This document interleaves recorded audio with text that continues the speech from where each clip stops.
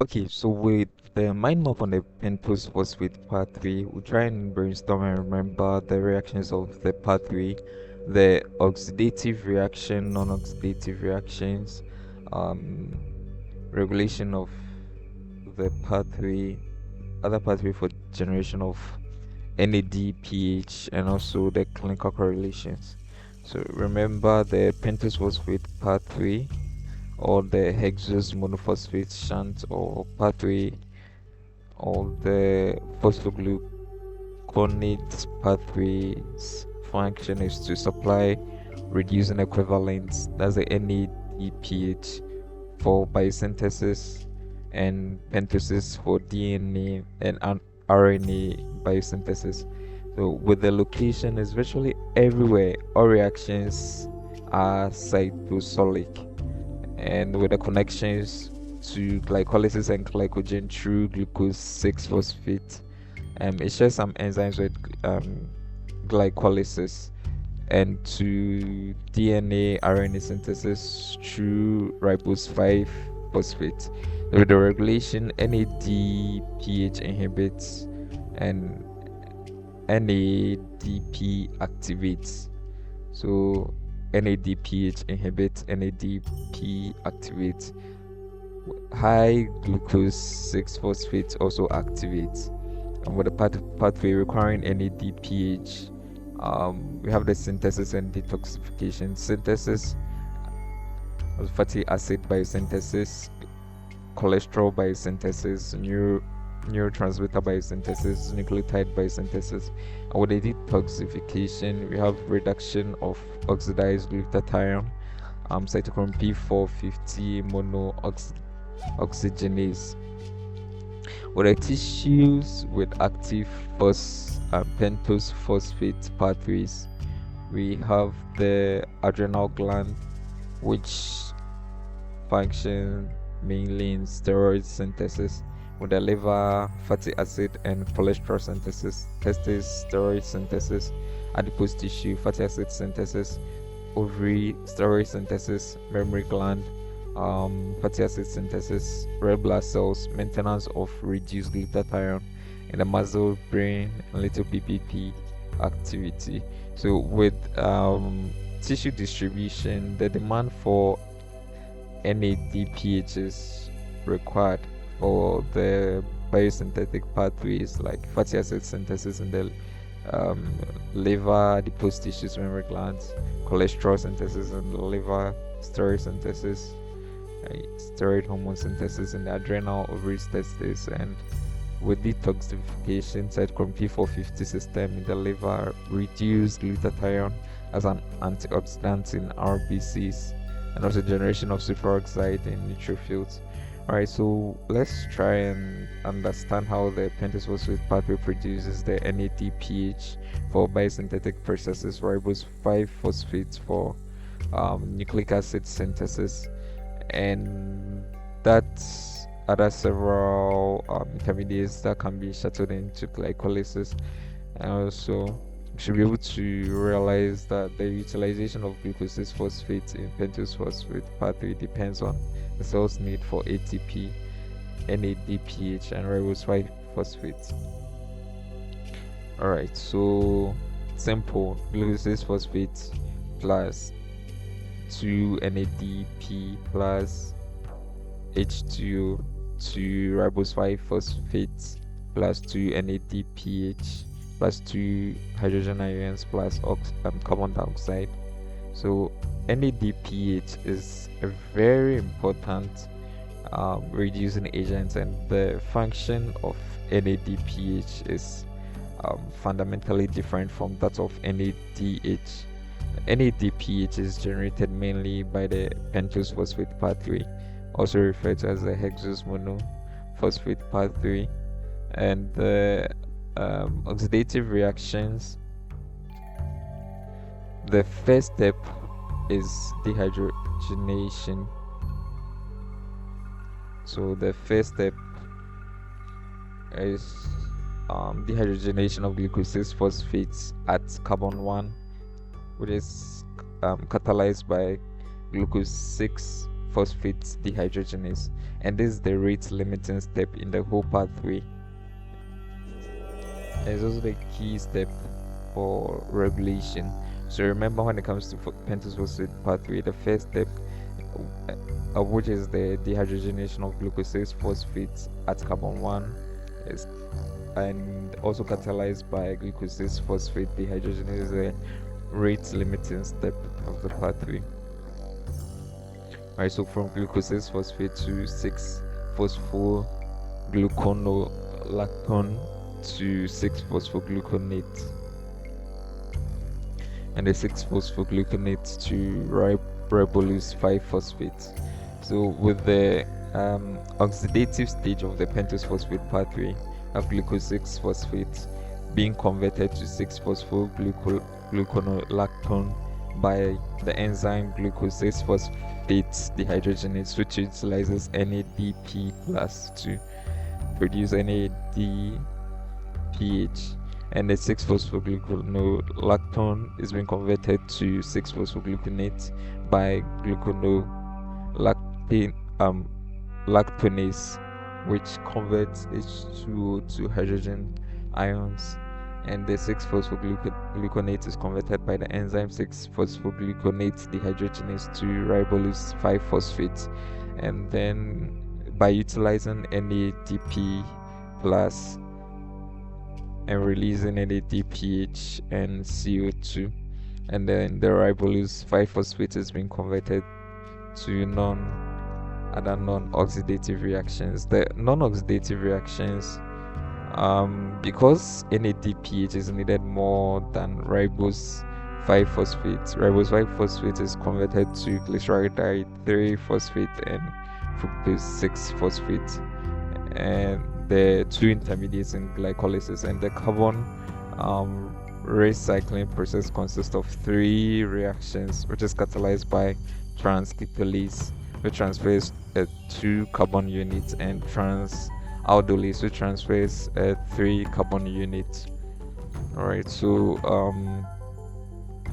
the non-oxidative stage of the pentose phosphate pathway, remember, the ribose 5-phosphate could be converted to xylulose 5-phosphate by ribose 5-phosphate. The enzyme ribose 5-phosphate epimerase, it changes the configuration of the hydrogen group at carbon number 3 and converts it into ribose 5-phosphate.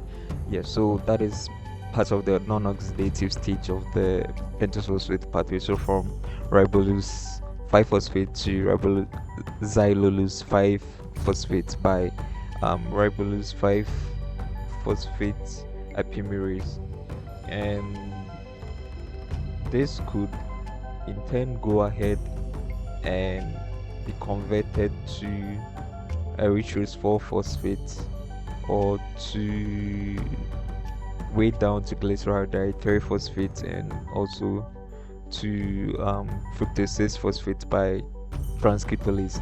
Yeah, so that is one pathway. Another one is from ribose 5-phosphate to ribose 5-phosphate by ribose 5-phosphate isomerase, and this could be converted by transketolase to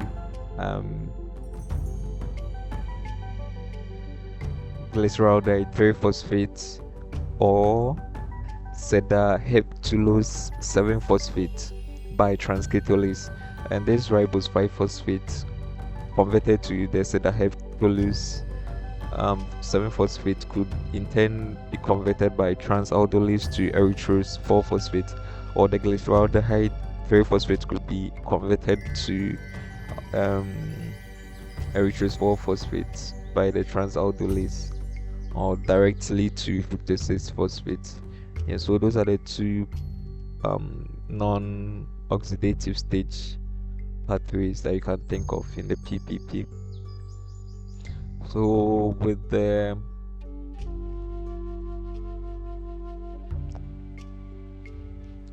it's simple. The summary is like 3 5-carbon compounds to 2 6-carbon, and then also 3 one three carbon compounds. So when it comes to the regulation of the pentose phosphate pathway, the dehydrogenation of glucose 6 phosphate is controlled primarily by the level of NADP plus, and in addition, the NADPH competes with NADP plus for binding to the enzyme glucose 6 phosphate dehydrogenase, and also ensuring that the cells do not generate any NADPH more than needed for the reductive biosynthesis. And the fate of glucose 6 phosphate depends on how much the NADPH, ribose 5 phosphates, and ATP the cell require at a particular moment. So if the ribose 5 phosphate um, but not any DPH is needed, then glycolysis and the reversal of non-oxidative reaction are required. But if you need both the ribose 5 phosphate and NADPH are needed, then the oxidative reaction of the pentose um, phosphate pathway is used. And if the NADPH but not the ribose 5 phosphate is needed, then both the oxidative and non-oxidative reactions are used. C3 and C6 then can be used to generate ATP or glucose. So let's look at some few clinical correlations like Wernicke-Korsakoff syndrome, which is a neuropsychiatric disorder characterized by difficulty in eye movements, abnormal gait, and mental dysfunction. So the molecular basis of the disease lies in the transketolase, which is defective in binding to its cofactor thymine pyrophosphate, and low levels of thymine can make the defect clinically evident.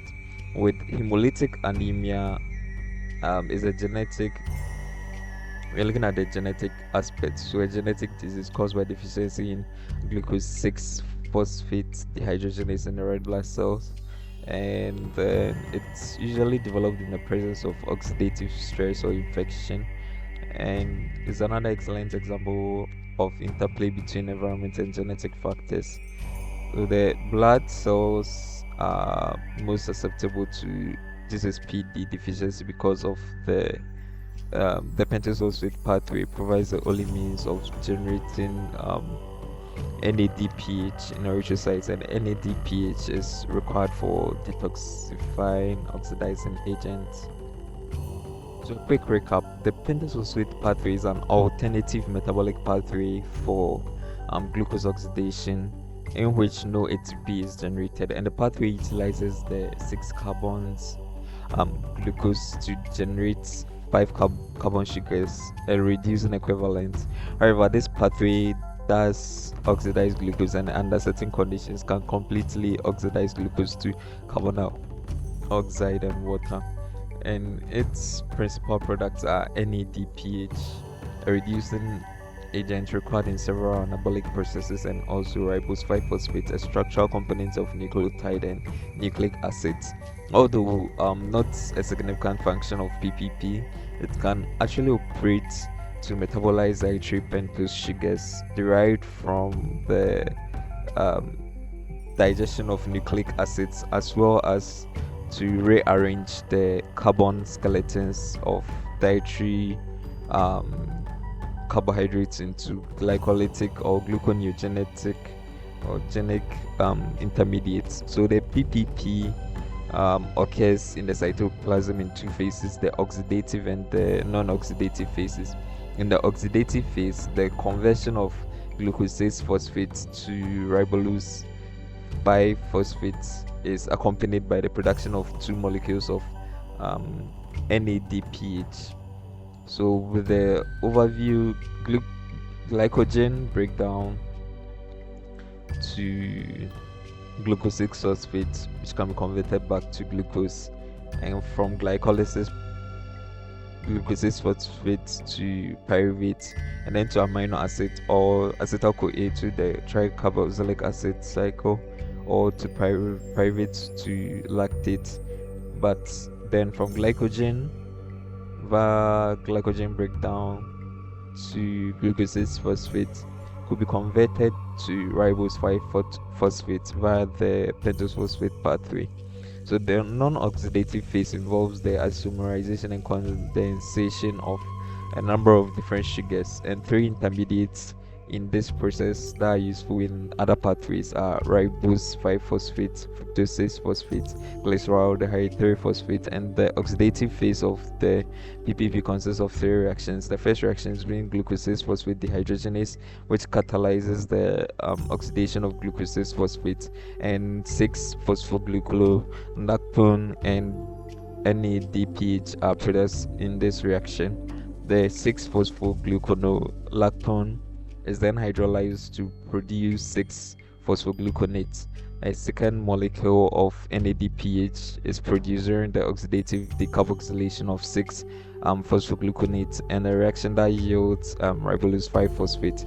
So actually a substantial amount of NADPH is required for oxidative processes, that is lipid biosynthesis, and is supplied by these reactions. For this reason, the pathway is most active in cells in which relatively large amounts of lipids are synthesized. For example, adipose tissue, adrenal cortex, mammary glands, and the liver. So the NADPH is also a very powerful antioxidant and substances that prevent oxidation of other molecules, and subsequently the oxidative phase of the pentose phosphate pathway is also quite active in cells that are at high risk of for oxidative damage, like the red blood cells.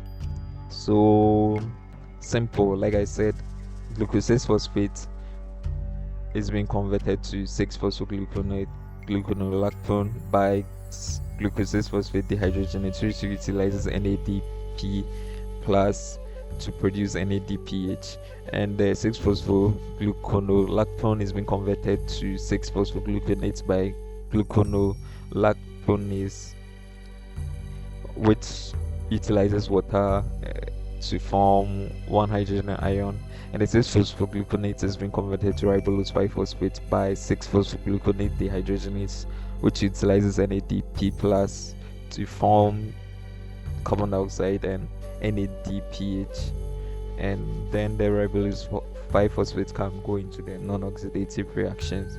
So the non-oxidative phase begins with the conversion of ribose 5-phosphate to ribose 5-phosphate, and by ribose 5-phosphate isomerase, or to xylulose 5-phosphate by the ribose 5-phosphate epimerase.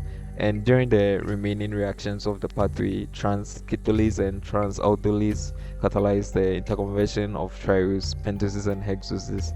So remember that the transketolase is a TPP, thymine pyrophosphate, and this the coenzyme form of thymine, and also known as vitamin B12, requiring enzyme that transfers to carbon units from a ketose to an aldose. So the result of the non-oxidative pathway is the synthesis of ribose 5-phosphate and glycolytic intermediates, glyceraldehyde 3-phosphate and fructose 6-phosphate. And RBCs utilize the reactions of the pentose phosphate pathway to generate large amounts of NADPH using the reduction of glutathione and the conversion of ribose ribonucleotides to deoxyribonucleotides through the action of ribonucleotide reductase requires NADPH as the electron source. So any rapidly proliferating cell needs large quantities of NADPH. With the non-oxidative stage of pentose phosphate pathway, like I said, ribose 5-phosphate to xylulose 5-phosphate by ribose 5-phosphate epimerase, or ribose 5-phosphate to ribose 5-phosphate by ribose 5-phosphate isomerase, and then the two could be converted to sedahepolose 7-phosphate or glyceraldehyde 3-phosphate by transketolase, and this could be converted back to erythrose 4-phosphate by transaldolase, or to fructose 6-phosphate. That's diglyceraldehyde 3-phosphate by transaldolase to fructose 6-phosphate, or the xylulose 5-phosphate to glyceraldehyde 3-phosphate, or to fructose 5-phosphate by the transketolase, or the erythrose 4-phosphate to glyceraldehyde 3-phosphate and fructose 6-phosphate by the transketolase. All right, so a quick recap to PPP glucose 6-phosphate. I think this is very clear now. And then with the ribose 5-phosphate and xylulose 5-phosphate, remember when you get to that step, you're dealing with the non-oxidative phases. Alright, so what's the significance of the HMP shunt or the PPP? So when the pentose sugars are not required for biosynthesis or biosynthetic reactions, they're metabolized in the non-oxidative portion of the pathway, are converted into glycolytic intermediates, and these intermediates can then be further degraded to generate energy, or converted into precursors or precursor molecules for biosynthetic processes. So the pentose phosphate pathway is also referred to as the HMP, or the hexose monophosphate shunt. Glutathione is an antioxidant, and is a tripeptide, gamma glutamal cysteine glycine, and the cysteine thiol, which are the reducing agents, plays the role in reducing oxidized thiols in other proteins. So oxidation of two cysteine thiols form a disulfide bond, and although this bond plays a very important role in protein structure and function, inappropriately introduced disulfides can be detrimental.